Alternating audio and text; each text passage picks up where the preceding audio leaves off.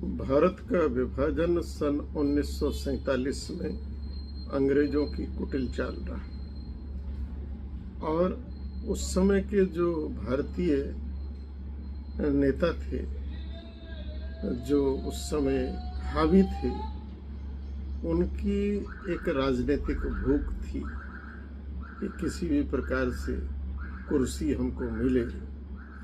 देश का विभाजन हुआ और केवल धर्म के आधार पर हुआ कि हिंदू मुस्लिम दो भाई बना दिए गए, जो कभी हो नहीं सकते। दोनों भाई मिलकर रहते नहीं, आपस में लड़ते हैं, इसलिए अलग अलग कर दो। दोनों भाई कैसे हो गए? हिंदू मुस्लिम कैसे भाई हो सकता है? संस्कृति एक नहीं, सभ्यता एक नहीं, दर्शन एक नहीं, सिद्धांत एक नहीं, फिर भी देश का विभाजन हुआ। जब दो भाई अलग कर दिए, 22% लोगों को 30% भूभाग हिस्सा दे दिया गया। पाकिस्तान बांग्लादेश पूरी तरह से उनको समर्पित हो गए और वो मुस्लिम देश हो गए, तो बचा हुआ भारत, तो ये हिंदुओं का स्वाभाविक अधिकार है और भारत हिंदुओं का है और भारत धर्मनिरपेक्ष नहीं होना चाहिए।